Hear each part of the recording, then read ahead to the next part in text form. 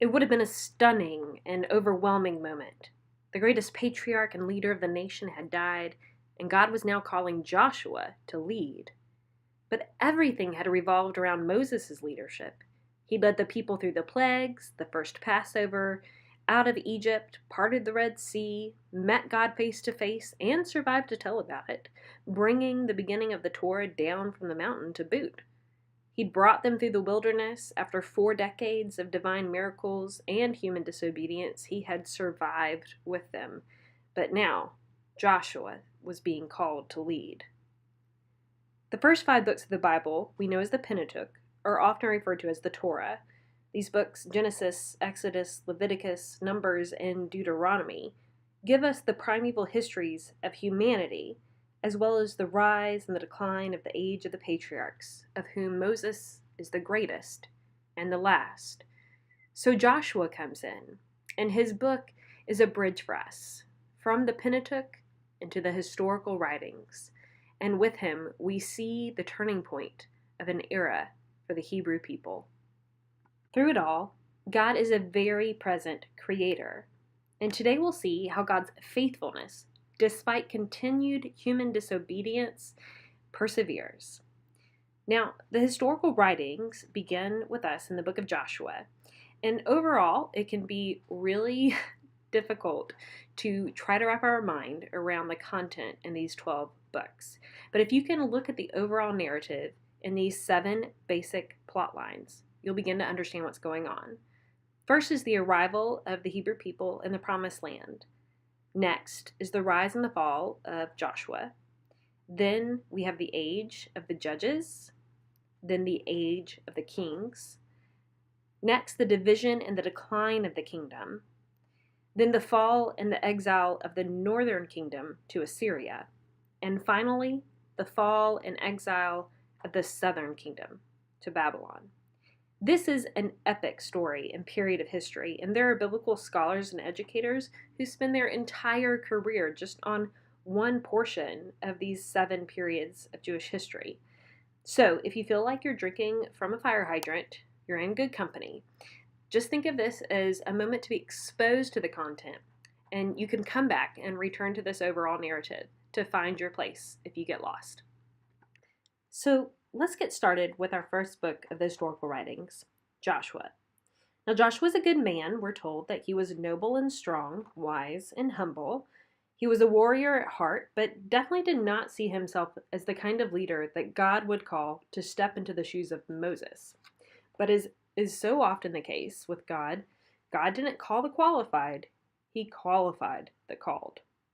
So, while Joshua had plenty of deficiencies in character, like quickness to anger, brutish and impetuous spirit, and a lack of experience leading in the sacred role of the patriarchal seat, God nonetheless called him. 3 times in Joshua's calling from God, we see God saying very specifically, "Be strong and courageous." This, I think, is telling because God is very clear to Joshua in Joshua 1, 1 through 9. It's not Joshua's own abilities that's going to carry him and the Hebrew people through, but it's God's faithfulness to be with them wherever they go. For 40 years of wilderness wanderings, the Israelites have waited, and now they stand on the edge of the Jordan River, just opposite the homeland of their 5 times great-grandfather Abraham. God is preparing them for the battles that lie ahead. And here's why. They have been gone for centuries. There was the retreat to Egypt due to famine, approximately 70 years, the subsequent enslavement in Egypt under various pharaohs' cruel rules, approximately 300 to 400 years, and then the wilderness decades, another 40 years. So put it all together for a sum total of half a millennium. Many other people groups, nations, and feudal lords have come into power in the region of Canaan. So Joshua isn't just looking into his future promised land. He's looking at many battles that lie ahead. I'm guessing that the anxiety, the apprehension, the excitement, the hope would have been palpable amidst these successors of Father Abraham as they surrounded their new leader, Joshua. He was now their Bet Ab, their patriarchal leader of these 12 tribes of Israel. But they could trust that God was going to be faithful, And boy, does God do some amazing things. God shows divine faithfulness to Joshua and the Hebrew people multiple times in this book. God dries up the Jordan River, just as God drew apart the waters of the Red Sea. Then God sends an angel as the commander of the army of the Lord to lead Joshua. Then God hands the mighty fortress city of Jericho over to Joshua. Then God makes the sun to stand still, and even still, God leads Joshua to greater defeats against the united kingdoms of northern Canaan. Still, despite God's faithfulness, the human condition does at times get the better of the Hebrew people, and more than once, Joshua is called upon to help rid the people and sanctify them from worship of idols. At the end of the book of Joshua, we find the Hebrew people settling into the Promised Land. The 12 tribes are spread out in various territories according to allotments of inheritance, and based on the 12 sons and beneficiaries of Patriarch Jacob, the grandson of the first patriarch Abraham. Joshua is certainly a book full of battles and wars. It's not easy to read, but it does tell us about this unbelievable trial and victory of God's faithfulness to the Hebrew people. Joshua is the story of the Hebrew people claiming and settling in the Promised Land. Then the following historical books are the story of the rise and the fall of the judges and kings called to lead after Joshua's death. So after Joshua's death, much like after the death of Moses, the Hebrew people felt at a loss for leadership. And I don't blame them. I mean, there were a lot of laws they had to figure out how to live their life by. So God raised up 12 judges. One judge arose from each of the 12 tribes. But there was still a pattern of disobedience. God would raise up a judge, the people would obey for a while, then the judge would die, and the people would disobey again. There's a really interesting reference to this cycle in the second chapter of Judges. But no matter the judge, this disobedience continued, and God's faithfulness continued as well. Now, it's important to know that when we refer to the title judge from the Old Testament, we're not just describing an individual who sat in a seat of authority deciding who won and lost an argument, but a judge at this time was a military, political, and religious leader, as well as a judicial one. Some judges were more influential and charismatic than others. My personal favorites are Deborah and Gideon. Deborah being a female judge who led Barak to victory over the remaining kings of Canaan, and Gideon being a person willing to test God. You might have heard reference to his sheep fleece with dew test. Now, at the end of the book of Judges, there's a poignant statement that bridges this gap from this book to the age of the kings in the next.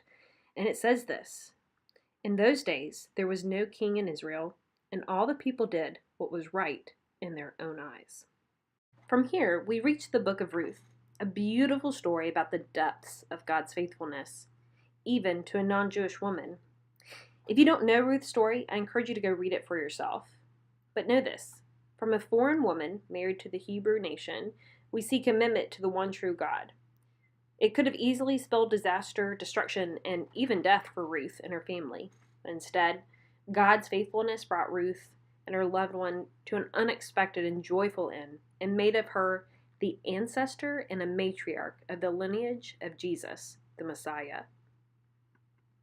Now we enter into the age of the kings. Now the monarchy of Israel was not the desire of God, but a want of the people of Israel. 1st and 2nd Samuel tell us the origins of the kingship of Israel, and the focus is on the first two kings, Saul and David. First, you have to know that Samuel 1 and 2 are named for the priest who was called to anoint these first two kings of Israel.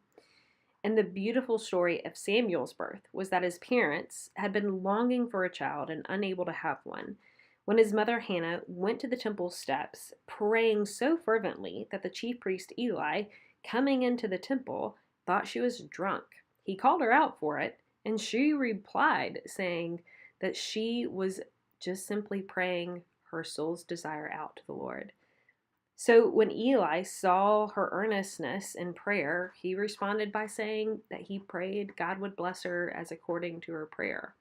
And sure enough, Hannah gave birth to Samuel and dedicated him and gave him to the work of the Lord at the temple. So Samuel ends up taking over as successor of the chief priesthood from Eli. So it's Samuel who anoints the first 2 kings of Israel. Now the first that God calls Samuel to anoint is Saul. Bless his heart. Saul is perhaps the shortest-lived monarch of Israel. His hubris and lack of impulse control and disobedience to God's will meant he was not long for the throne. Then his successor, King 2, is David. Now David was not an expected choice. He was the youngest son of a man named Jesse, a member of the tribe of Judah. But David proved exceedingly gifted and faithful. He played music to soothe Saul's torment. He defeated Goliath in spite of his unusual size, lack of military experience, and shepherding tactics. Then David also spared Saul's life, even though Saul had been attempting to kill him for being anointed as the new and future king. From the wild and harrowing stories of 1 Samuel, we see 2 Samuel telling us about the establishment of King David. David on the throne, there was the establishment of the city of David, the chief city of his kingdom. There was the uniting of the entire Israeli nation, and there was general peace and prosperity. But David was not perfect. He often overreached. At times he was jealous and lusting, and his desires more than once went against the will of God. He was even guilty of murder. Now from here, we enter into 1st and 2nd Kings, the story of the people of Israel after David's death, and the succession of his child, Solomon, to the throne.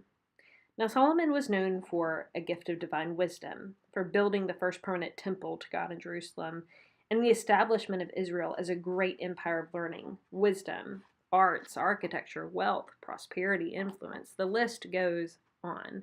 There's also a really fun and fascinating tale of him meeting the Queen of Sheba. Now Solomon also has some interludes against God's will. Anybody noticing a pattern here? Including marrying hundreds of women who were not Hebrew and who encouraged him and got him to worship their foreign gods. Pretty big no-no, according to the Decalogue, i.e., see rule number 1, you shall have no other gods before me. With Solomon's death, there is strife in this united kingdom of Israel, and the strife leads to the kingdom splitting. The northern tribes secede, and the northern kingdom becomes known as Israel, and the southern becomes Judah. The rest of the books of Kings regales us with the prophecies of Elijah and Elisha, the first well-known prophets of the Hebrew people. Now, their prophecies are so real and make manifest things that people don't want to hear about as being truth that, well, it gets a little ugly, and they have to run for their lives. But it turns out they were right. 2 Kings unfolds the rest of the tale with the Assyrians conquering and destroying Samaria, the capital city of the northern kingdom, and exile of the Jews to foreign lands. Then interspersed with this is the story of the southern kingdom, Judah, and its eventual fall and exile to the Babylonian Empire. These are difficult and dark days for the Hebrew people, but even still, there are amazing miracles and movements of God's faithfulness, despite the disobedience and flagrant disregard for God's commandments. So 1st and 2nd Chronicles intentionally gives us a historical genealogy from Adam to the exiled Hebrew people, then a retelling of the history of the Hebrew people from the reign of David to the Babylonian captivity. Then we end the historical books with 3 personal narratives from Ezra, Nehemiah, and Esther. These are sources of the history of the exilic period of the Jewish people, and they're named for these 3 distinguished Hebrew leaders. During the exilic period, we get these detailed and emotional accounts of what it was like for the Hebrew people to live far from home, worried about their people and their covenant with God. But that's where we're going to have to leave the story off for today, friends. We'll see you back next week for Bible 101, Week 4.